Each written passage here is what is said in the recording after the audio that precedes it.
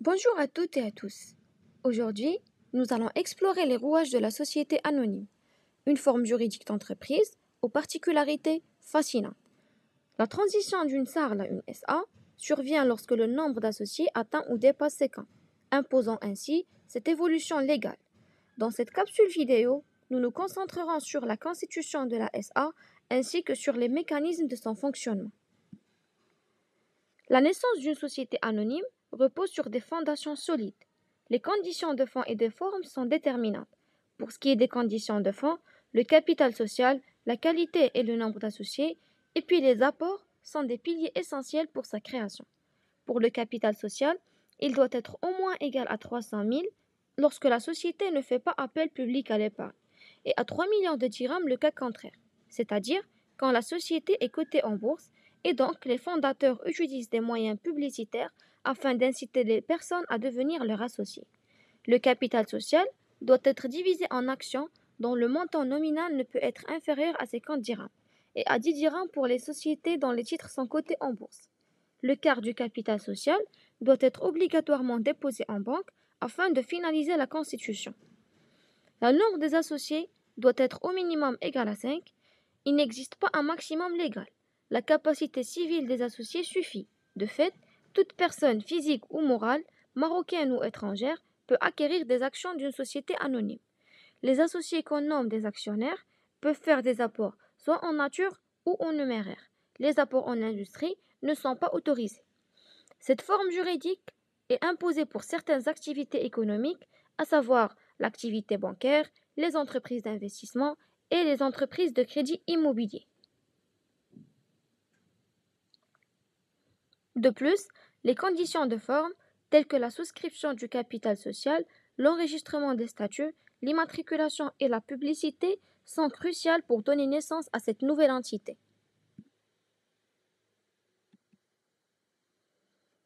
Une fois établie, une SA évolue selon des modes de gestion différents. Elle peut être dirigée soit par un conseil d'administration dit gestion moniste ou par un directoire et un conseil de surveillance dit gestion dualiste. Commençons par la gestion moniste ou gestion classique de la société anonyme, qui est assurée par un seul organe qui est le conseil d'administration unique.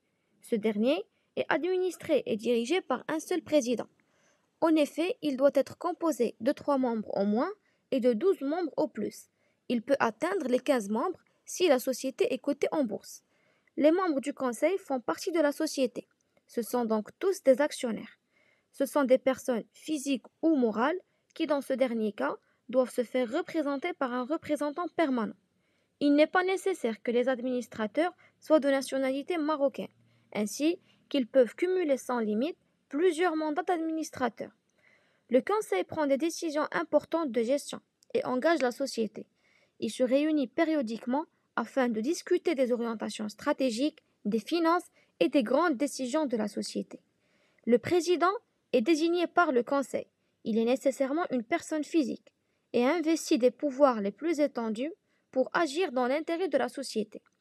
Et donc, pour une SA moniste, un actionnaire au moins doit être une personne physique pour représenter le président. Ce dernier peut cumuler sa fonction avec celle du directeur général de la société. Et dans ce cas, il est dit président-directeur général. Les fonctions d'administrateur prennent fin de plusieurs façons, soit à la fin du mandat, et donc la durée du mandat doit être déterminée par les statuts, sans pouvoir excéder 6 ans si la nomination est faite par Assemblée générale ou 3 ans si la nomination est faite par les statuts, soit dans le cas d'un événement personnel, à savoir une déchéance ou une incapacité, ou dans le cas de la démission ou de la révocation de l'administrateur. Cette dernière doit être prononcée par l'Assemblée générale ordinaire. La gestion d'une SA, selon un mode moniste, présente des avantages indéniables. La rapidité décisionnelle et l'efficacité opérationnelle sont des atouts majeurs de ce modèle. Cependant, cette centralisation du pouvoir peut parfois engendrer des décisions unilatérales, limitant ainsi la diversité des perspectives. De plus, la surveillance et le contrôle peuvent être moins rigoureux en l'absence d'un organe distinct dédié à ces fonctions. Passons maintenant à la SA dualiste, avec 2 organes de gestion, le directoire responsable de tout ce qui est opérationnel, qui fait l'objet d'une surveillance permanente par le conseil de surveillance. Ce dernier possède des pouvoirs spécifiques et assure un contrôle vigilant sur les activités du directoire. Ce mode de fonctionnement des sociétés anonymes distingue les fonctions de gestion et celles de contrôle. Pour le directoire, il s'agit d'un organe collégial dont le nombre des membres est fixé par les statuts. Toutefois, ce nombre ne peut être supérieur à 5 ou à 7 si la société fait appel public à l'épargne. Les membres du directoire peuvent être pris en dehors des actionnaires, ce qui veut dire que quelques salariés de l'entreprise peuvent faire partie du directoire. S'il s'agit d'une société anonyme dont le capital social est inférieur à 1,5 million, les fonctions du directoire sont attribuées à une seule personne, nommée le directeur général unique, sous le contrôle bien sûr du conseil de surveillance. La durée du mandat du directoire est fixée par les statuts. Elle est entre 2 et 6 ans. Toutefois, si aucune disposition n'est prévue par les statuts, la durée du mandat est de 4 ans. Afin d'assurer l'indépendance du directoire par rapport au conseil de surveillance, une règle est posée par la loi sur la SA. Le non-cumul des fonctions dans les deux organes. S'il arrive qu'un membre du conseil de surveillance soit désigné au directoire, sa nomination ne serait pas nulle, mais il serait simplement et automatiquement mis fin à son mandat au sein du conseil de surveillance dès son entrée en fonction. La révocation des membres du directoire ou celle du directeur unique est prononcée par l'Assemblée générale. Et si les statuts le prévoient, elle peut être prononcée par le conseil de surveillance, à condition que la décision porte sur juste motif. À défaut, elle donne lieu au paiement des dommages et intérêts. Il existe toutefois une limite supplémentaire au pouvoir du directoire. En effet, une autorisation du conseil de surveillance est nécessaire pour les actes de disposition importantes. Ce sont les cautions, avals, constitution des sûretés, cession d'immeubles par nature, cession de participation, etc. Si le conseil refuse de donner son autorisation, le directoire peut saisir l'Assemblée générale pour trancher.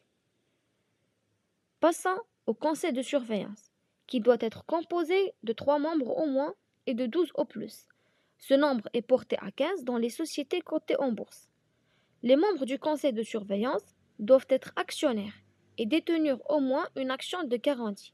Ce conseil élit en son sein un président et un vice-président, qui doivent être des personnes physiques. Le conseil de surveillance exerce le contrôle permanent de la gestion de la société. Et donc, pour ce mode de gestion, 2 actionnaires au moins doivent être des personnes physiques, pour représenter bien sûr le président et son vice. La nomination des membres du conseil de surveillance s'effectue soit par les statuts, soit au cours de la vie sociale par assemblée générale ordinaire. En effet, lorsque la nomination est faite par les statuts, la durée de leur fonction ne peut excéder 6 ans, alors que s'ils sont désignés par assemblée générale, cette durée ne peut dépasser 3 ans. La fonction principale du conseil de surveillance réside dans le contrôle permanent de la gestion de la société par le directoire. Il peut à tout moment demander communication et copie de tous les documents qu'il juge utiles afin de les consulter ou de les vérifier, ainsi qu'il reçoit un rapport trimestriellement et des documents annuels, à savoir les états de synthèse, et possède des pouvoirs spécifiques tels que les autorisations spéciales, la nomination des membres du directoire, la répartition des jetons de présence et autres. Toutefois, en cas du décès du président ou d'empêchement temporaire, le conseil de surveillance délègue à l'un de ses membres le pouvoir d'exercer les fonctions du président. Le mode dualiste de gestion, avec son directoire et son conseil de surveillance, offre une séparation claire des fonctions entre gestion opérationnelle et surveillance. Ce modèle renforce le contrôle et la supervision, permettant une gouvernance plus équilibrée. Cependant, cette structure peut parfois ralentir le processus décisionnel en raison de la nécessité de coordination entre les 2 organes. De plus, les coûts administratifs peuvent être plus élevés avec cette structure à double organe de gestion. Les SA ont le libre choix de choisir entre ces 2 modes de gestion, soit pour celles qui se créent, soit pour celles qui existent déjà. La société peut même adopter l'un d'eux lors de sa constitution et décider de le changer par l'autre au cours de la vie sociale, par assemblée générale extraordinaire en modifiant les statuts.